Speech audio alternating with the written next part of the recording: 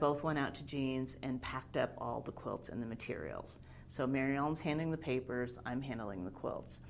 And Jean was showing us some of her woodwork and stuff. So we took anything and everything she would give us because they all tell her story, and it's a big story. And I just mentioned, I said, you know, my mom really got into woodworking. My mom started cutting out these wood animals for her yard, and eventually got, you know, her own band saw, whatever they call them, and eventually started making really beautiful woodwork pieces, clocks, things like this, boxes for the grand, you know, so she really advanced, but she started out with those wooden animals in the yard. And I told Jean about that, and she immediately picked up one of her books on her woodworking and signed it to my mother and gave me a book to take home to my mom. So she was just lovely. And so what an incredible thing. Yeah. And one of, you know, that's where you just kind of go, like, I mean, I still get shivers because I remember going out to meet Jean and being in her home and packing these things up. And her daughter, who never had sisters, when we left, she said, you know, I feel like I have two sisters now because you guys are kind of taking care of my mom now into the future. And Jean was, you know, she was facing her own death because she was ill and was struggling, and that's why they made the decision that they would take care of the collection. And what an incredible gift, and an incredible gift to quilt history overall. So we always look for things like that, you know, something that's going to not just tell a small story about that artist, but their work within the whole realm of quilting. I can't wait to go and spend time there. That's just really cool. You know, and we have like Jonathan Holstein and Michael James, and oh my gosh, the finding aid list is pretty outstanding. And then we had things that, you know, like just would come to us. I love, love, love, and someday I'm going to do, well, we'll see if I get a chance to do it. People gave us all these scrapbooks. So women in the 20s and 30s. Really? You have scrapbooks? They would make them out of, like, say one is like an old math book. So you didn't throw away paper, you saved everything. And they would just cover the pages with quilt patterns. Oh my gosh. And so they would save all their quilt patterns in this book and maybe a few notes. I love scrapbooks. I love scrapbooks for so many reasons. Oh, they're so cool. Scrapbooks are amazing. And then in terms of copyright, they're amazing because their fair use pushes onto them in such an amazing way. And yet we don't really do much with scrapbooks. It's really interesting as archives. Like, they don't, like, there's so much you could do with them because they're little bits of everything, you know? A lot of women, like, well, not a lot, but a few of those women that did scrapbooks kept like a scrap of every fabric that they bought, and they wrote in their book, like, I bought this here for this much, and this is what I used it for. So some of the scrapbooks will even have little bits of fabric in them that they logged. And, you know, we have one that Yannick and Smucker just used a few years back in a show of Amish quilts because it was an Amish woman tracking all the fabric she'd bought. You know, it's just incredible. And so, you know, when Mary Ellen talks to people about archives, she always says, don't sort them, just pack them and send them. We'll sort, because people will tend to throw, say, maybe an envelope away. Maybe that envelope had a date on it that was not on the letter, or, you know, and her job is similar to mine, but yet she's trying to take kind of everything, not knowing what somebody's going to look for in the future, or not knowing what that's the thing, right? You don't know what the scholar tell. or the people are going to come in. So interesting. I love this. Thank you so much for all this time this morning. Sure. So I love talking about the museum. I love talking about quilts, and I've been insanely lucky to be in the position I'm in, and I am getting close to retirement, semi-retirement or something. I'm not quite sure exactly how it's all going to pan out. But one of the things I do want to do is go back and really establish the history of the museum through interviews and archives and maybe a publication. We'll see. But yeah, because I think our collection is really going to morph now because we have to slow down on collecting. We just don't have space. I mean, we'll be okay for a while. Well, we don't have a lot of space, and at some point, everybody has to face that issue. So I want to face it early on, and I also, so I feel like the next 25 years is going to be about interpretation of the collection, where our first 25 were really about acquiring and gathering, and so it'll be very different. I was saying this again when I was talking to Joe, of like, how do you capture, so I see museums collecting the Sean Kimbers, the amazing stuff. But a lot of it is the very average stuff as well. So how do you capture the like Tula pink, the cool thing, the kid of the time? How do we absorb what the current thing in museums, so we don't lose that history? I think that is impossible and hard because there's so much out there. You can't do everything, and there's so much out there. Yeah. And I think last year I wrote an article for the Studio Art Quilt Journal, and I said, a lot of our collecting of art quilts does come down to serendipity. We need to know somebody's seen that piece. We don't buy things sight unseen, so we rely on our board members. We rely on somebody saying, you've got to look at this work and see what it's about, and then that might lead us down a path. But are there people that I think we ought to have? Oh, there's 100 people right now that I think we ought to have, but we don't have the funds, we don't have the space.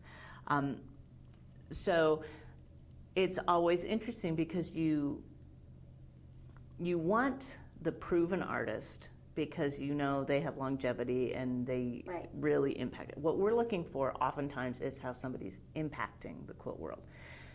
But then you don't want to miss that rare artist who is operating in a vacuum and yet producing amazing work. So it's a risk, and the other thing you always do is go back and reevaluate. You go back and we will deaccession. We will say this piece wasn't for us. This piece came with a larger group. It's not in the condition that we can show it. So you look at all those factors, and you're constantly kind of reviewing. And I just try not to let it get too far in my head that we're creating quilt history as we collect for the museum. Because sometimes people like to say that to me all the time. And I'm like, first of all, it's not me. It's a decision by our committee. Thank goodness for the committee. And because anything we purchase has to go through approval from the committee. Yeah. Donations are a little bit different. Actually, I'm really intrigued because I just had this conversation, and maybe it wasn't with Pam. It was on the quilt side chats that I'm doing with the American Quilt Study Group. Yeah. And I said, I've always thought that our donation offers were coming from kind of regional, like Midwestern regional people, because they knew about the museum. But they're coming from all over the country. But the type of quilts we're getting are the 1930s and 40s quilts. So after you've seen the 1000th grandmother's flower garden, you're looking for something that's unusual. What happens to those donations? Do you guys keep them? Do you keep the data? We don't. We did for a while. We did a count, and it just becomes too laborious to keep all of it. We probably could find it because they're all submitted through our website. Yeah. But we send people out, and we send them, like I said, we send them a letter with contacts and who they can go to for the next. But this is the dilemma that we're facing, and I don't know what the answer to it is that there are so many quilts out there. Yeah. And they are not all going to go into a museum. And how is that? Are people still collecting? Are young people embracing quilts? Because typically I would say, well, like if somebody was really feeling bad that we didn't take quilt, I'd say, put it out there. It will go to the next generation of collector. That's how these things work. But are people still doing that? Or what do people do when they come to that last, they've exhausted possibilities. Then what's going to happen with their quilts? Well, some of them I know go to the Salvation Army because that's where I pick them up. Because, I don't collect like I used to, but when I was collecting, that's what I could afford. I could afford the one that had a tear in it that I can fix that in my quilt, or things like that. I don't know if that's still happening, and people are more aware. People are also so much more aware of what a quilt is now than they were. But we get people who come in with, like a woman who said, I have 300 pieces, and a lot of more wall-size pieces, not quilts necessarily. And I just, I said, there's like 5 that I think would suit the collection, and I can't help you with the rest. And then you also don't want to have somebody come into you and you say, well, I'm going to take all the, cherry pick the collection and take the ones we want, and then good luck finding a home to the other, because they're not going to.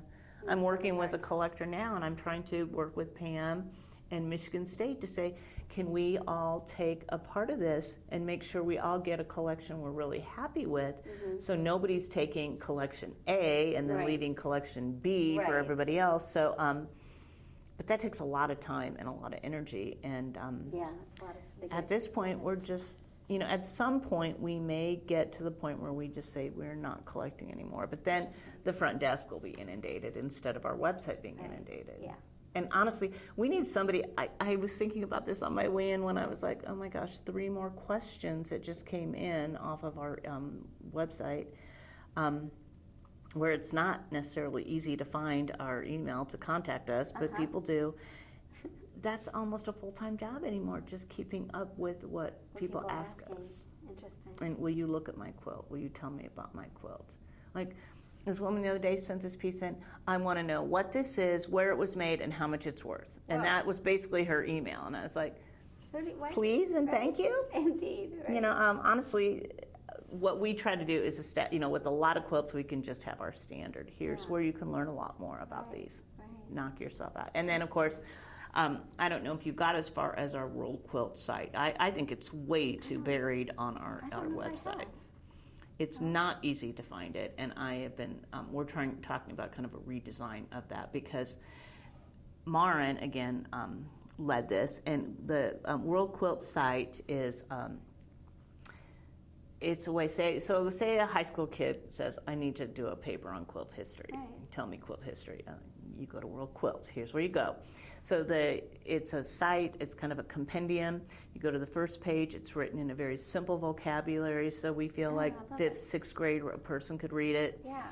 And then you can just dig deeper and deeper. And then as you get in deeper, you get all your resources. And it's not our resources. It's resources from any museum, anything that we have found valuable. So we did World Quilts, the American story. We've done the Amish story, Crazy Quilt story. So we can keep adding these modules. I love it. So, I'll take a look at it. If you go to our website, the easiest way, you can do a search and just do World Quilts, but there's also at the very top, there's like a little globe. Okay. And you click on that globe and it'll take you to that site. And it is really, it's a great place, because we just kept getting the same questions. And that's what we're trying to do, is we're trying to find a way to be kind to people and answer them, but you have to. Oh my Lord!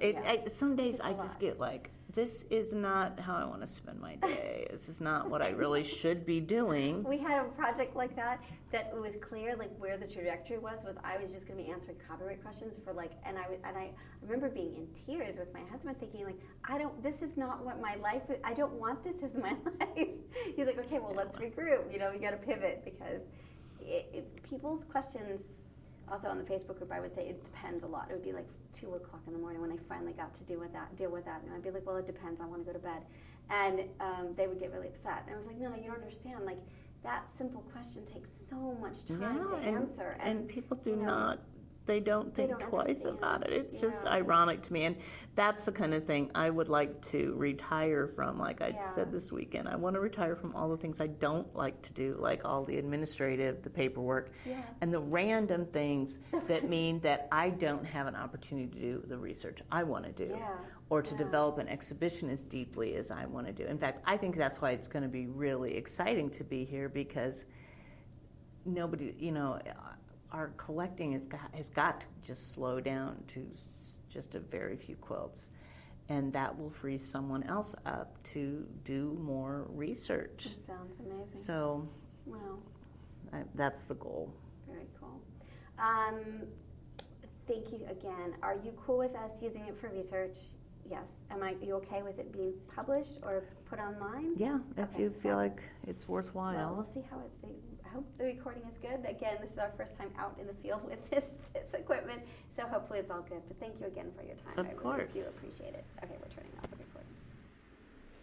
So this is Elizabeth Townsend Guard, your host of Just Want to Quilt. This is Just Want to Quilt in Nebraska, and we were talking with Carolyn, Carolyn Ducey at the International Quilt Museum, curator, the artist B. James, curator of collections, and it was amazing. So thanks for listening, and I will hopefully post more of these very shortly. Tomorrow, Friday, we will have a bunch of more interviews, and so hopefully we'll post those very quickly. Again, I hope you enjoy listening to these, and these are the research interviews coming out of the International Quilt Museum in June of 2023.